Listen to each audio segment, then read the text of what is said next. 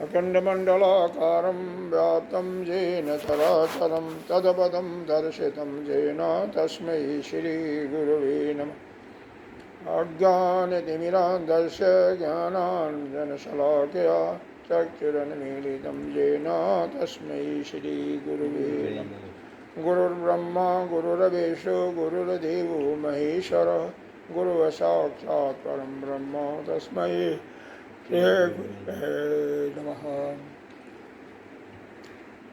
त्वमेव माता च पिता त्वमेव बन्धो च सखा त्वमेव वेदान्तरं त्वमेव सर्वं मम देव गजाननं भूतगणाधिसेवितं कपेतजम्बोफलचारुभक्षणं उमासुतं शोकविनाशकारकं नमामि विघ्नेश्वरपादपङ्कजम्। अनंतकोटिनायक अनंत श्री विभूषित श्री पंचायती महानिर्वाणी अखाड़ा की अग्रणीय महामंडलेश्वर श्रोतीय ब्रह्मनिष्ठ सकल संत समाज के अध्यक्ष उत्तर प्रदेश ऐसे श्री सदगुरुदेव भगवान के चरणों में कोटि कोटि नमन। यहाँ के अधिष्ठाता देवों प्रभु श्री रामचंद्र जी को अन्य सभी को कोटि कोटि नमन।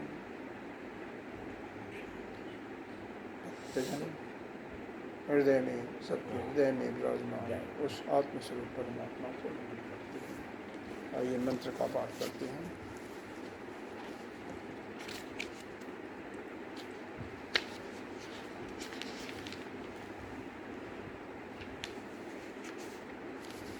ओम ईशावास्यमिदं सर्वं वास्यमिदं सर्वं जत किंचित् जगतां जगतो तेन तत्तेन भुञ्जीता मा गृधा तस्य सितधनम्। इससे भी पाप का नाश होता है। वेद का मंत्र है।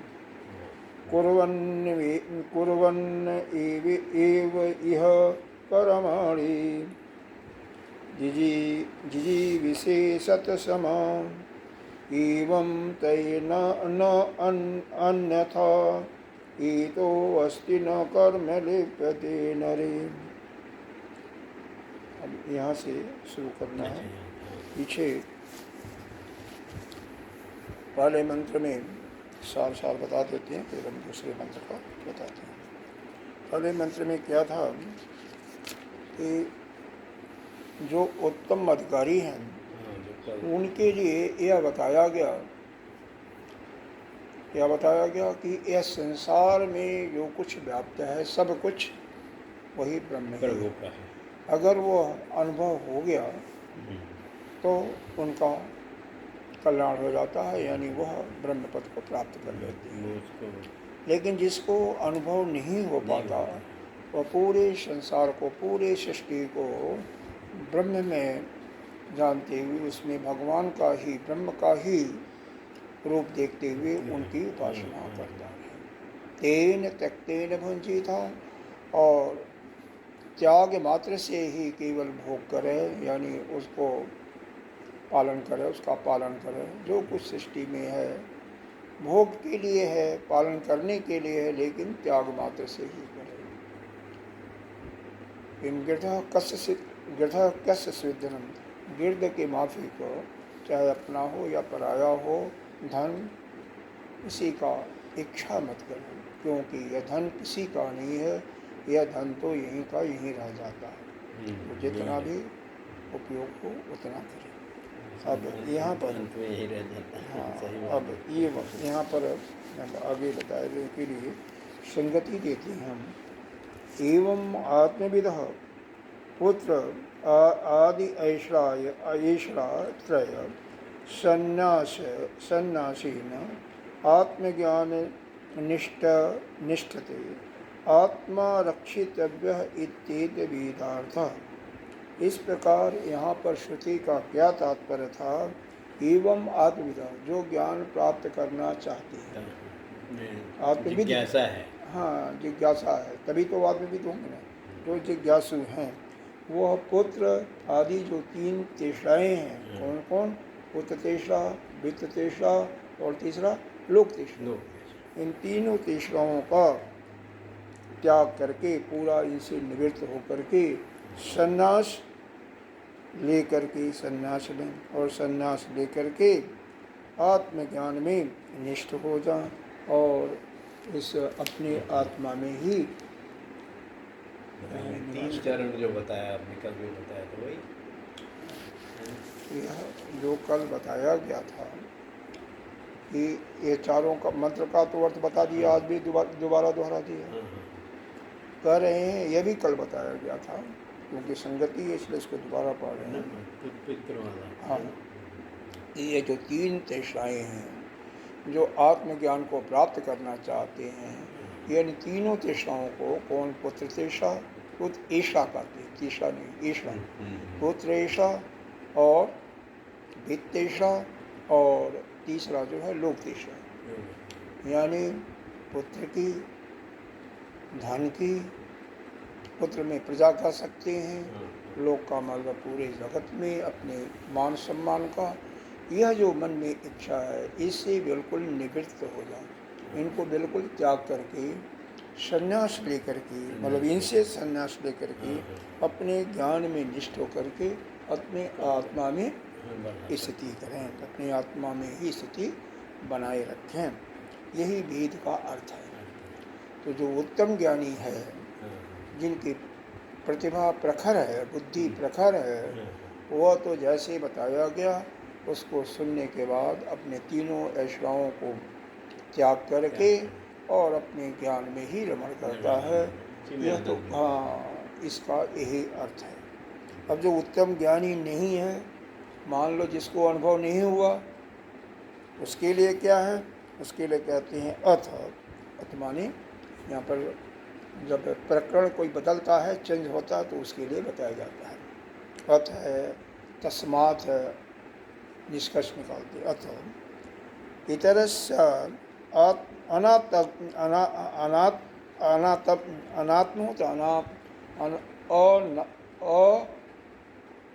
अनात्मज्ञ, जो आत्मा को नहीं जाने, अनात्मज्ञ जो है, जो आत्मा को अभी नहीं समझे, इतना करने के बाद जो इसके अतिरिक्त जो आत्मा को नहीं समझे, वह आत्मा को ग्रहण करने के लिए, आत्मभाव को ग्रहण करने के लिए, आत्म तत्व को ग्रहण करने के लिए अशक्त इस इदम उपदिशति मंत्र, उनके लिए यह दूसरा मंत्र दिया जा रहा है।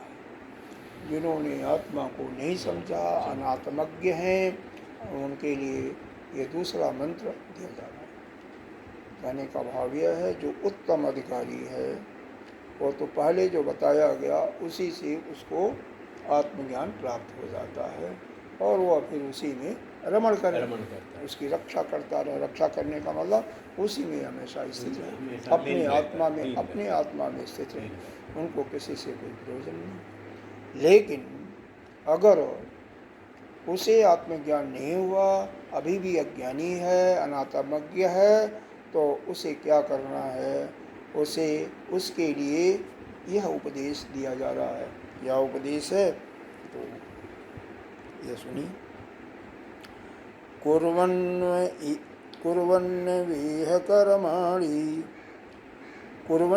कर्माणि, मतलब इस संसार में, कुर्वन माने काम करते हुए, कौन सा कर्म? शास्त्र के युक्त जो वेद में वर्णित है, यज्ञ, तप, श्रोत कर्म इत्यादि, तो उन कर्मों को करते हुए जिजी विषय जीने की इच्छा करे। कितना? शतम समा, 100 वर्ष जीने की इच्छा करे।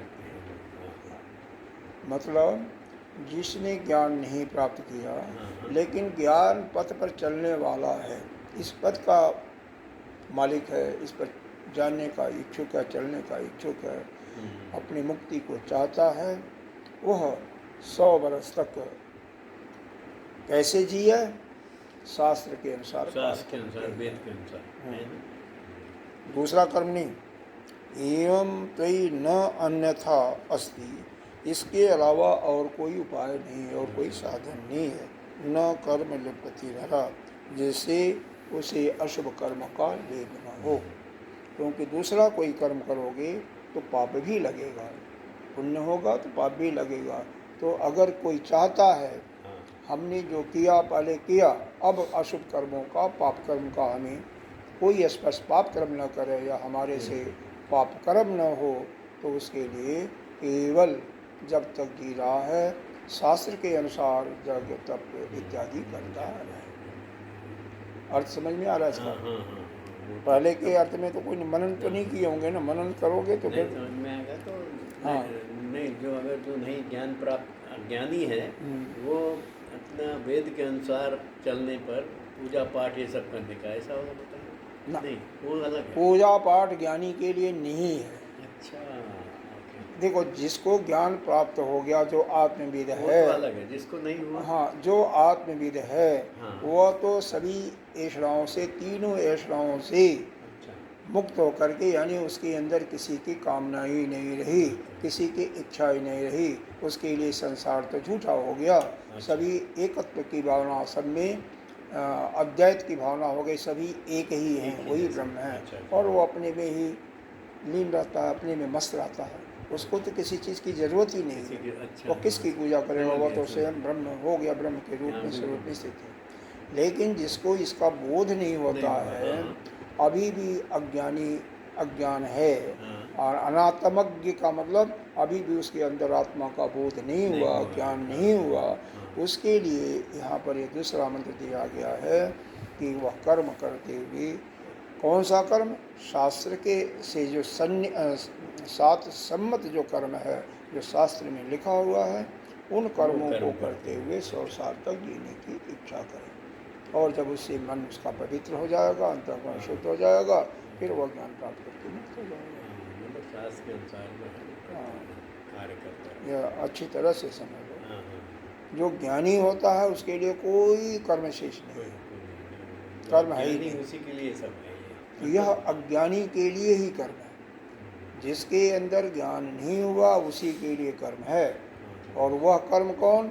वह घर का नहीं, परिवार का नहीं, शास्त्र के अनुसार यज्ञ करे, तप करे, दान करे इत्यादि जो कर्म हैं, वह कर्म करने का उसको करते हुए 100 साल तक जीने की इच्छा करे, प्रार्थना करे।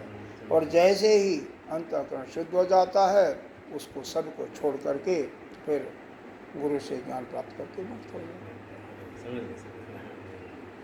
तो यह तो इसका अर्थ हो गया। ज्ञानी और अज्ञानी में दोनों में अंतर होता है। ज्ञानी को तो कोई कम शेष ही नहीं। देखो, यहाँ पर दो होते हैं, एक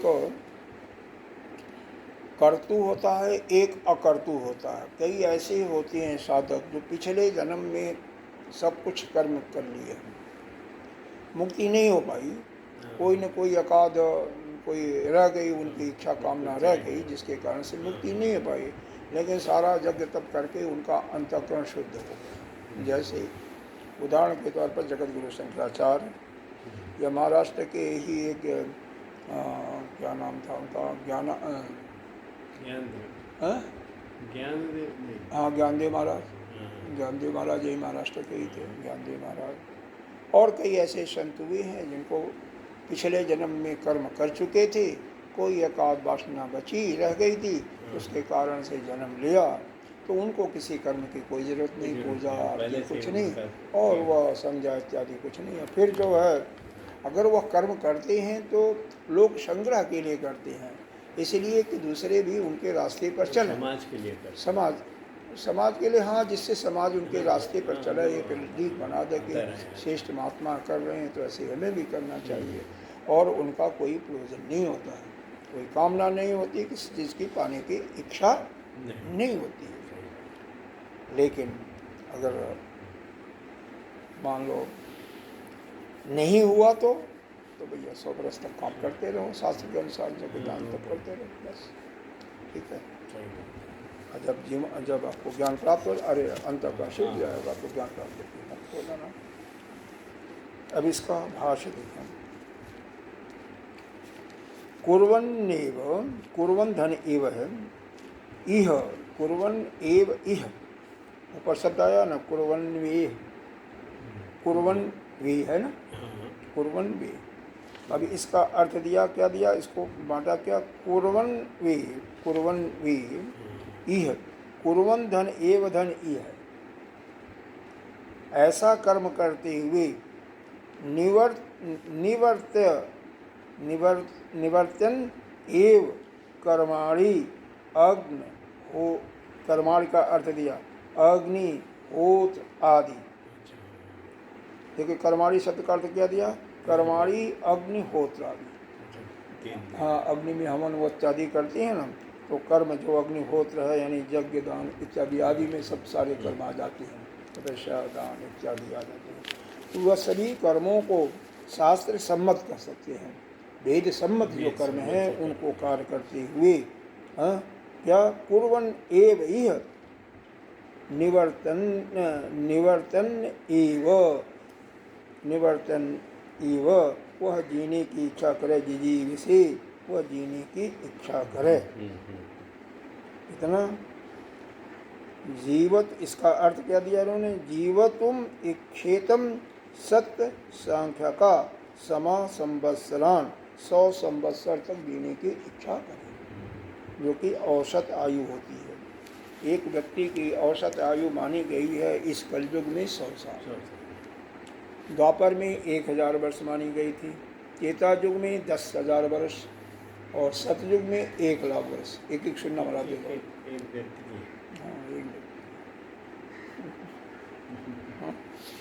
और कलयुग में 100 वर्ष। आजकल नहीं है, वो बात अलग है, लेकिन इतनी शास्त्र ने माना है, शास्त्र में माना है। तो अभी बता रहा था, कर्तु जिन्होंने कार्य अपना पिछले जन्मों में कर लिया है शास्त्र के अनुकूल, उनका आकर शुद्ध हो गया है, और अकर्तु जिन्होंने अभी कर्म करना शेष है, उनके लिए कर्म करना बाकी है, कर्म। तो इस प्रकार से कुर्वन् इह निवर्तन इव, मतलब निवर्तन करते हुए, निवर्तन, नि माने निश्चय, वर्तन माने करते हुए। इसका देखो, नि माने निश्चय होता है और बर्तन शब्द है, यह संधि से आ जाता है बर्तन। तो कर्म को यह कर्वन् एव, इन कर्मों को, ऐसे कर्मों को करते हुए, कौन का, निश्चय पूर्वक करते हुए, कौन से कर्मों को, जो कर्माणी है, मतलब अग्निहोत्रादि, अग्निहोत्र जो कि शास्त्र सम्मत है, शास्त्र में वर्णित है, और ऐसा कर्म करते हुए जिजी विषय यानी जीवतम इच्छेतम सत्सांकम संवत्सरन, 100 संवत्सर तक जीने की इच्छा करते हैं। ये पहले पंक्ति का अर्थ इन्होंने बता दिया। ये समझ में आ रहा ना। निवर्तन का मतलब होता है नि धन बर्तन, बर्तन माने करने और करते हुए, नि माने निश्चय पूर्वक, निश्चय करते हुए, निश्चय पूर्वक करते हुए, उसका मन में ठान करके, हाँ, निश्चय पूर्वक करते हुए, जैसा शास्त्र में बताया हुआ है वैसा निश्चित रूप से निश्चय पूर्वक करते हुए, निश्चय पूर्वक करते हुए। एक एक शब्दों का अर्थ करेंगे ना तो बस समझ में आ जाता है। तब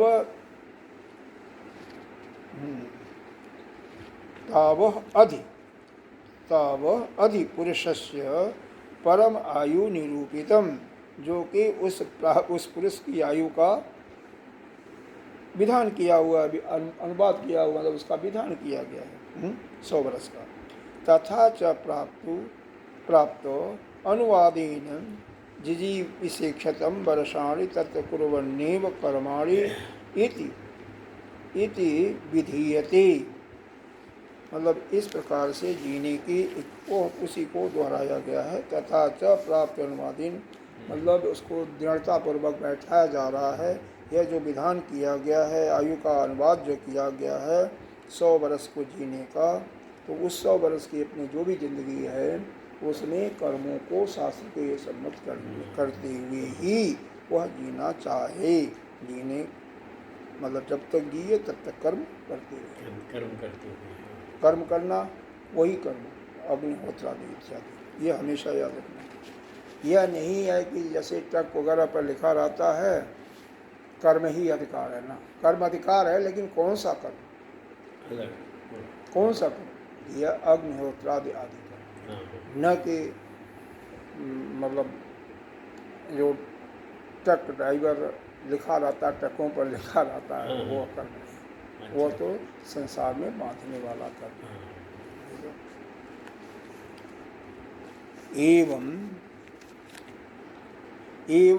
इव प्रकारेण त्वयि जिजीविषति नरे नरमात्र अभिमान इत एतस्मात् अग्निहोत्र आदीन कर्माणि कुर्वतो वर्तमान प्रकारात् अन्यथा प्रकारांतरम न अस्ति, येन प्रकारेण अशुभम कर्मम न लिप्यते कर्मणा न लिप्यते इति अर्थ। कह रहे हैं इसका अर्थ क्या है, एवं इस प्रकार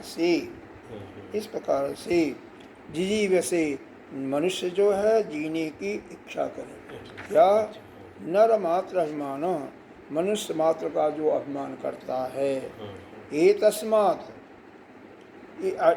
इस प्रकार से अर्थात अग्निहोत्रादि कर्म को करते हुए ही वर्तमान प्रकार से, और प्रकारांतर मतलब दूसरे प्रकार से भी और कोई प्रकार नहीं है, इसी से नस्तीय न प्रकार और किसी तरीका से नहीं, अशुभ कर्म न लिप्यते, उसका अशुभ कर्मों का पाप नहीं लगता है, अशुभ कर्म उसको दबाते नहीं है।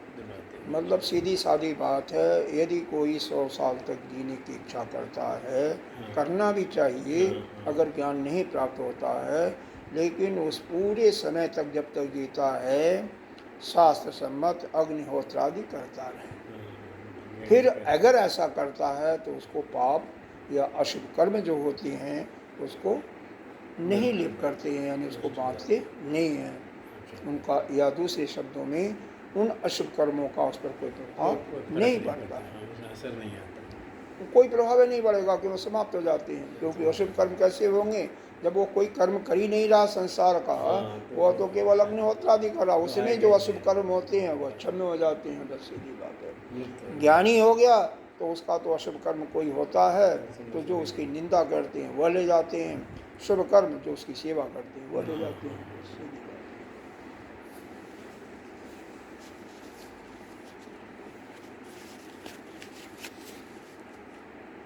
कर्मणा न लिप्यते, इसका अर्थ यही है कि वह अशुभ कर्म उसको लिपायमान नहीं करते, यानी उसको प्रभावित नहीं करते। अशुभ कर्म प्रभावित नहीं करते, हाँ, मतलब पापक कर्म अगर कोई हो भी जाता है उससे तो उसको प्रभावित नहीं करते, वो क्षम हो जाते हैं।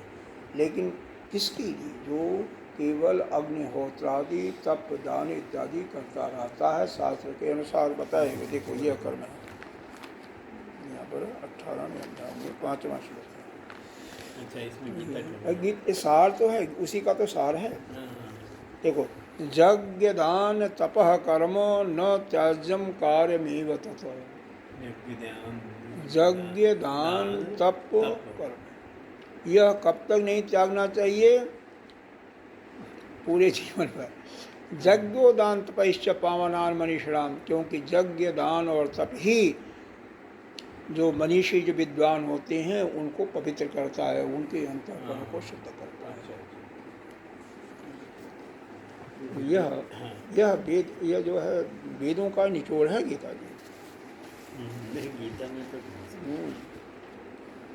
यज्ञ दान तप कर्म न त्याज्यम, नहीं त्यागना चाहिए, बिना त्यागे हुए। हाँ, तो इसका मतलब उसके अनुसार करते हुए, हाँ, जीते हुए। यज्ञोदान तपस्ययम प्रस्थानानि मनीषिणाम विद्वान विषय पीछे कथम पुनः आदि आदि अवगम्यते पूर्वेण सन्यासिनो ज्ञाननिष्ठ उक्त द्वितीयेन तद अशक्तस्य कर्मनिष्ठेति उच्यते। अब यहाँ पर पूर्व या पक्षी प्रश्न पूछ रहा है। पक्षी का मतलब पूर्व पक्षी, कोई भी पूछ सकता है प्रश्न। जैसे कि ये बताया गया कि कर्म करते हुए जीना चाहिए। वो कहता है ऐसा भेद क्यों? पहले तो यह बताया आपने, क्या बताया कि वह संसार को परमात्मा में माने और ऐसा अपने अंदर अनुभव करते हुए वह मुक्त हो जाता है। नहीं कर पाता है तो उसका उस भाव से परमात्मा में, संसार उस भाव से उपासना करे। तो फिर यह कर्म करने के लिए भी कैसे कर रहे हो? हालांकि बताया गया था कर्म उनके लिए है जिनके लिए वह ग्रहण नहीं होता, जो अज्ञान ग्रहण नहीं होता उनके लिए है, जो 2 नंबर के हैं। भाई सभी की बुद्धि एक जैसे नहीं होती है। एक कक्षा में 50 बालक हैं तो सभी बालक फर्स्ट क्लास नहीं उत्तीर्ण होते हैं। अगर 10 बालक फर्स्ट क्लास होंगे तो 20 बालक सेकंड क्लास होंगे। तो ये मध्यम उनके लिए है। कुछ फेल भी होंगे, कुछ थर्ड पास होंगे। तो जो मध्यम आ गई, मध्यम कैटेगरी वाले आ गए, उनके लिए बताया गया। तो खैर वो तो प्रश्न उसका यही है, प्रश्न पूछिए। कथम पुनः कैसे जाना जाए पूर्वेण सन्यासिनो ज्ञान निष्ठा, जो पहले मंत्र में बताया आपने कि जो ज्ञान निष्ठा वाले हैं, और फिर दूसरा क्या बता रहे हो? दूसरे मंत्र से आप जो सन्यास में असमर्थ हैं उनको कर्म निष्ठा की बात कर रहे हैं। मतलब सीधी सादी बात है कि वो 2 निष्ठाओं की बात कर रहा है कि कैसे आप यह कर रहे हो कि ज्ञान निष्ठा हाँ की अलग और कर्म निष्ठा की अलग। तो यहाँ पर सिद्धांती यानी अपने ये जो टीकाकार जी हैं, यानी अपने जगत गुरु शंकराचार्य क्या लिखती हैं, ज्ञान कर्मणो विरोधम। कहते हैं क्या तुम्हें याद नहीं है? जैसे कल बताया गया था कि कर्म और ज्ञान का विरोध है आपस में, तो तेरे को याद नहीं है? शिष्य पूछा तो गुरु इस प्रकार से ज्ञान करके कहता है तेरे को याद नहीं है? कल क्या बताया गया था? ज्ञान का कर्म से विरोध है। दोनों एक साथ। क्या तुम्हें याद नहीं है? जैसा हम पहले कह चुके हैं, यथोक्तम न स्मृति, क्या तुम्हें याद नहीं है? यह अपयुक्तम, यह ऐसा क्या है, ऐसा कहा जा चुका है कि जो ही जिजीविषेत सकर्मम कुर्वन्, जो जीने की इच्छा करे वह कर्म करते हुए ही करे और जीना चाहे। तथा यह भी बताया गया ईशावास्यम इदम सर्वम, पूरा सृष्टि ही ईशा से ही, भगवान से ही व्याप्त है। तेन तक तेन भुंजीता, उनको त्याग करके ही पालन करे उसी का। माँ ग्रह कस्वित धनम, दूसरे के धन की इच्छा न जीवते मरणे वा गृधम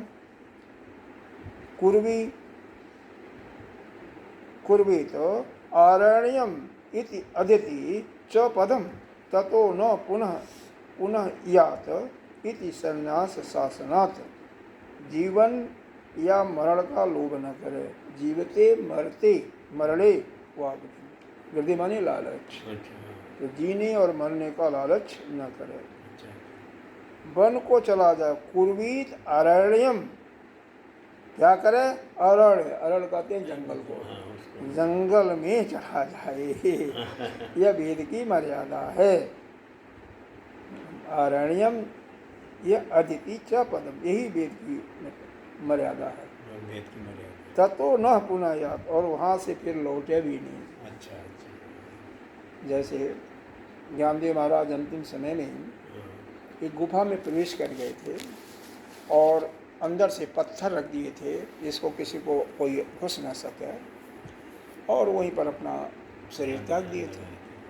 पांडव 5 भाई अंतिम जब भगवान चले जाते हैं अपने लोक को, तो यह भी स्वर्गारोहण की तरफ जा करके सभी तो यहीं चले जाते हैं, केवल युधिष्ठिर जा करके उस धर्मपुरी में पहुँचते हैं, धर्मलोक में पहुँचते हैं। तो जिसको शरीर का अगर ज्ञानी है तो शरीर का उसको मरने और जीने का कोई लोभ नहीं होता है।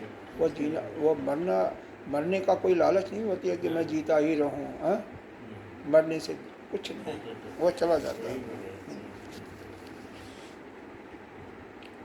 जीवते मरण वागृधिम कुर्वेत अरण्यम, बहुत सुंदर शब्द है।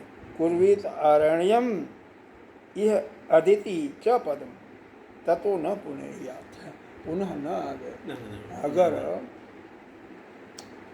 कोई किसी को जीने मरने का लालच न करे और करने के लिए एक बार जंगल में चला जाए, ये वेद का नियम है, यही विधि है, और वहाँ पर जा करके फिर वापस न लौटे। इति संन्यास शासनम, यही संन्यास का यही शासन है, यही विधान किया गया है। उपयो फल वेदम चरिक्षति, आगे इन दोनों निष्ठाओं के फलों में भी भेद बताया। मतलब इसको तो क्या भगवान ने अच्छी तरह से बताया इसको। इमौ द्वायव पंथान अवन निष्क्रांत इतरौ भवत क्रियापथश्चैव पुरस्ता संन्यास च उत्तरेण, ये दोनों ही मार्ग बता रहे हैं।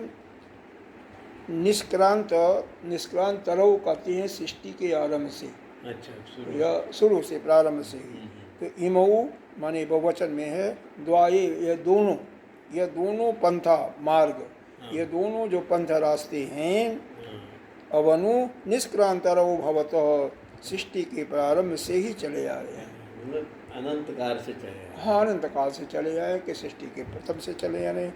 क्रिया पथश्चैव पुरा, जो पहला वाला है वो क्रिया का मार्ग है, यानी कर्म का मार्ग है, और उसके बाद काम के बाद है संन्यास का उत्तरेण, बाद वाला संन्यास का मार्ग है, यानी ज्ञान का मार्ग है। निवृत्ति मार्गेण ऐसा त्रास्य त्याग, कहते हैं निवृत्ति मार्ग से इन तीनों ऐश्वर्यों का त्याग किया जाता है। संन्यास मार्ग में यह है पहले तीनों ऐश्वर्यों का त्याग, सब के लिए कोई कुछ चीज़ नहीं है, तीनों ऐश्वर्यों का त्याग। यह भी मेरे ख्याल से आप लोगों को भी इन तीनों ऐश्वर्यों का त्याग कर देना चाहिए। क्यों? अब दूसरा समय आ रहा है, सही बात है। तो ऐश्वर्य क्या है? रहते हुए घर में रह रहे हैं कोई बात नहीं, लेकिन घर में रहते हुए भी करना चाहिए। हाँ, अब जैसे पुत्र धन और मान मर्यादा का तो कोई अपेक्षा होगी नहीं मेरे ख्याल से, वो तो खत्म ही होगी, लोक तिष्ठा तो खत्म हो गई। अच्छा, यह भी धन की भी कमाने का कोई इच्छा नहीं है, वो भी नहीं कमा रहे हैं। तो क्या घर में रहते हुए बस सबसे केवल किसी से मतलब आसक्ति मत रहो, और जो कोई कह रहा उसका जवाब दे रहो, वही हो गया। यह भी नहीं कि हमारा यह पुत्र है, हमारे मरने के समय आरती उठाएगा, या हम बीमार पड़ेंगे तो हॉस्पिटल में ले जाएगा, कोई इच्छा मन में न हो। तो बाकी जो कर रहा करने दो, बस यह हमें भोजन देंगे, उसकी किसी की इच्छा नहीं, यही है जो प्रभु करे हाँ, अच्छा करे। बस ये श्रावों का त्याग बस यही है। कहीं भी हैं आप, लेकिन इन तीनों ईश्वरों के मन में कोई भाव ना आवे कि हमें किसी से, अपने परिवारजनों से या प्रजा से, प्रजा मतलब कोई से कोई भी आसक्ति किसी प्रकार की नहीं है। धन की भी आसक्ति न हो, क्योंकि धन तो किसी का नहीं, पहले बताया गया था, कल ही बताया गया था। धन तो चाहे अपना हो चाहे दूसरे का धन हो, वह तो यही रह जाएगा, हाँ, वह किसी का धन होता ही नहीं, इसलिए धन का भी कोई ऐसा नहीं करना चाहिए। और लोग तैसा, अरे भाई हम ब्रह्म हैं, हमें क्या मतलब है कि क्या, लोग तो है ही नहीं, संसार तो है ही नहीं है। जब संसार की स्थिति नहीं है, मताकल बताया था, जगत का मतलब ज माने जायते, ग माने गच्छति, और त माने तिष्ठति। तो एक समय वह आया, संसार की उत्पत्ति हुई, और फिर वह चला जाता, प्रलय हो जाता, बीच में वह ऐसा आभास होता है कि वह है, तिष्ठति, वह स्थित है, लेकिन वह तो प्रतिदिन प्रतिक्षण सरकता चला जाता है। हाँ, अब इसके बाद क्या है? न्यास एवात उच्चयत, यह दोनों मार्ग में संन्यास मार्ग ही श्रेष्ठ माना गया है। यह कहाँ पर है? कह रहे हैं, हाँ, कह रहे हैं तैत्रीय उपनिषद में बताया गया है। तैत्रीय उपनिषद में ऐसा बताया है, न्यास एवात अरे चयेत मतलब संन्यास मार्ग ही दोनों मार्गों में से श्रेष्ठ है, ऐसा बताया गया है तैत्तिरीय उपनिषद में। द्वाविमावथ पंथानो, ये दोनों मार्गों में हो गया ना। जत्र वेदा प्रतिष्ठा, यह वेद में प्रतिष्ठित है, यानी वेद में बताया गया है, वेद से मान्य है। ये बहुत कर रहे हैं, बहुत सोच विचार करके यह सब वेद व्यास ने लिखा। कहाँ लिखा है? महाभारत के शांति पर्व, महाभारत के शांति पर्व में से क्या है? जत्र वेदा प्रतिष्ठिता प्रवर्ति लक्षणो धर्मो निवर्तो च सुभाषितः से द्वाविमावत पंथानो जत्र वेदा प्रतिष्ठा। क्या विचार करके कहा? अपने पुत्र से यह कहा, जिसमें वेद प्रतिष्ठित है, जिसमें वेद स्थित है, वही दो ही मार्ग है, एक कर्मार्ग और दूसरा ज्ञान मार्ग। एक तो प्रवृत्ति लक्षण और दूसरा धर्म लक्षण, निवृत्ति लक्षण। दूसरा ही अच्छी तरह से भावना किया जाता है, यानी निवृत्ति मार्ग ही दोनों में श्रेष्ठ है। इत्यादि पुत्राय विचार्याय, ऐसा पुत्र का विचार करके निश्चितम उक्तम व्यासेन वेदा आचार्य भगवता विभाग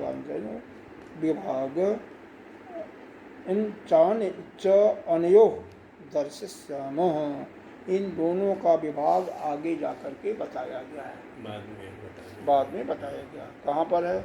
जहाँ भी हो इसी में नहीं है, कहीं न कहीं है, तो कहीं न कहीं है, आएगा तो बताएंगे। ठीक है, तो यह आपका दूसरा मंत्र यहाँ पर समाप्त होता है। क्या मंत्र में बताया गया?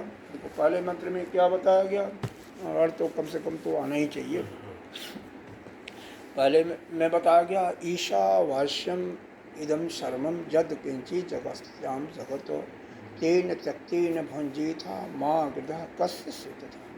संसार में, इस सृष्टि में, पूरे ये जो सृष्टि है, इसमें जो कुछ है, किंचित मात्र भी है, सभी ईश्वर है, वह परमात्मा ही है। अगर जिसको इसका अनुभव हो गया, वह तो अपने ज्ञान को प्राप्त कर लिया, यानी वो ब्रह्म ज्ञान उसको आ गया। जिसको नहीं आया, वह सभी सृष्टि, सभी को, पूरी सृष्टि को भगवान में समझ करके, भगवान का ही रूप समझ करके उसकी उपासना करो, उसका उपासना करो, उसकी उपासना करो। तेन त्यक्तेता, भोग या पालना केवल त्याग से ही सफल होता है, भोग की प्राप्ति केवल त्याग से ही होती है। और अपने या पराये धन में किसी में कोई इच्छा ना करे, कोई लालच नहीं करना चाहिए, चाहे अपना धन हो या पराया धन, बस अपना एक आध। यहाँ पर दो प्रकार से अर्थ हुआ। एक तो बताया गया कि यह जो माँ घृता कस्य धनम, यह चाहे अपना धन हो या दूसरे का धन हो, वह किसी से भी कोई इच्छा न करे उसको पाने का, इच्छा न करे प्राप्त करने का। वहाँ पर लगाव नहीं, वहाँ पर चोरी करने का भी है, हड़पने का भी दूसरे का, और अपने का रक्षा करना होता है, मतलब उसको तिजोरी में बंद करके रखा। रखो, लेकिन यह मत करो कि मतलब यह रहेगा ही हमारे पास, नहीं रहा, कोई बात नहीं। अच्छा, दूसरा अर्थ इसका यह भी कहा कि धन किसी का होता ही नहीं है। दूसरा अर्थ अथवा करके बताया था ना, कल ही बताया गया था कि यह धन तो किसी का है ही नहीं है, यह तो प्रकृति ने दिया हुआ है, प्रकृति के पास पड़ा हुआ। तो आपको जितना भोग करना है, इस शरीर को जिंदा रखने को उतना भोग करो, बाकी पड़ा रहेगा।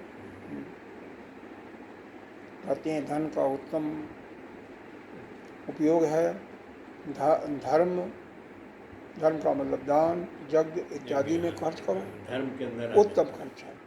और द्वितीय मध्यम उसका यह है कि शरीर के लिए तो करो, परिवार के लिए तो करो, और ऐसा नहीं करोगे दोनों में से कोई भी, तो वह धन या तो चुरा ले जाएंगे या गवर्नमेंट ले जाएगा, कहीं ना कहीं चला जाएगा, या रोग में जाएगा, डॉक्टर ले जाएंगे।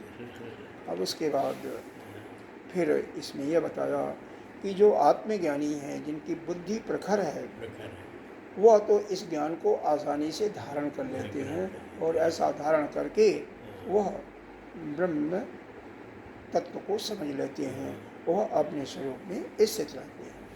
उसकी तरफ। लेकिन जो ऐसे पुरुष हैं जो जिनकी बुद्धि उतनी तेज नहीं है, प्रखर बुद्धि नहीं है, या दूसरे समझ में कहिए जिनका अंतःकरण मैला है, गंदा है, तो वह नहीं समझ पाते, तो उनके लिए क्या करना चाहिए?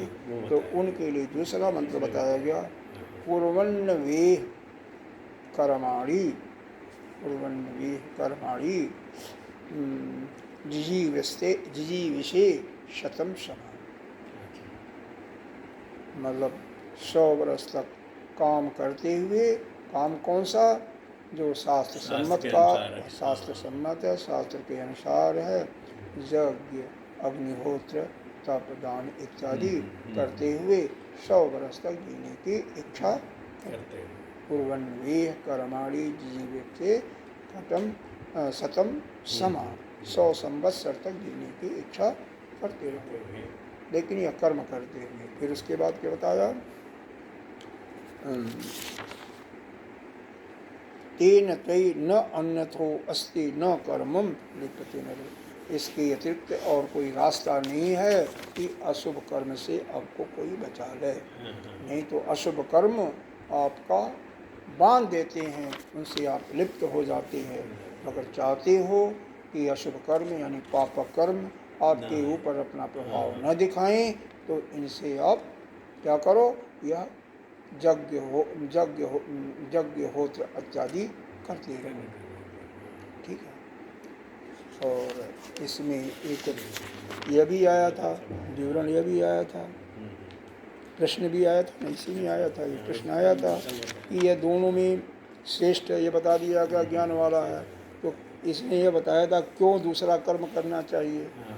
ज्ञान मार्ग और कर्म मार्ग भगवान ने बताया है कि सृष्टि के आरंभ से हमने 2 विधा बताई थी।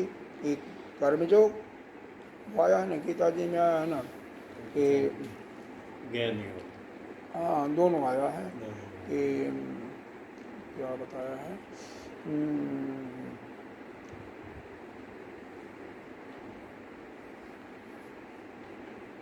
सांख्य ज्ञानी नाम च सांख्या नाम, और दूसरे के लिए आया है वो आया है, अभी बताते हैं इसको देख करके। ये आया दोनों विधा बताई है कि जो कर्म योगियों के लिए, अरे योगियों के लिए कर्मयोग और सांख्य ज्ञानियों के लिए सांख्य योग, ये 2 बताया गया, 2 विधा बताई गई है। ये दोनों सृष्टि के प्रारंभ से ही चल रही है। तो सांख्य योग, आत्मयोग जैसे पहले वाले मंत्र में था, आत्मविद्यति जो थे आत्मा को जानने वाले, वह तो ज्ञान को धारण करके कि सारा यह सृष्टि ही प्रभुमय है, और उसका अनुभव करके उस तत्व को जान लेते हैं, ब्रह्म तत्व को जान लेते हैं, ब्रह्म विद्या को जान लेते हैं और मुक्त हो जाते हैं। लेकिन जो अनात्मज्ञ हैं, जो नहीं जान पाते, वह यह इस प्रकार से जीने की इच्छा करें 100 वर्ष तक की अग्निहोत्रादि आदि कर्मों को करते हुए जिएं, जिससे उनको पाप क्रम लेप न कर सके, क्योंकि और कोई दूसरा उपाय नहीं है इन शुभ कर्मों से बचने का। तो इस प्रकार से यह दोनों मंत्र पूरा हो गया भाष्य के साथ। अब समय भी हो गया,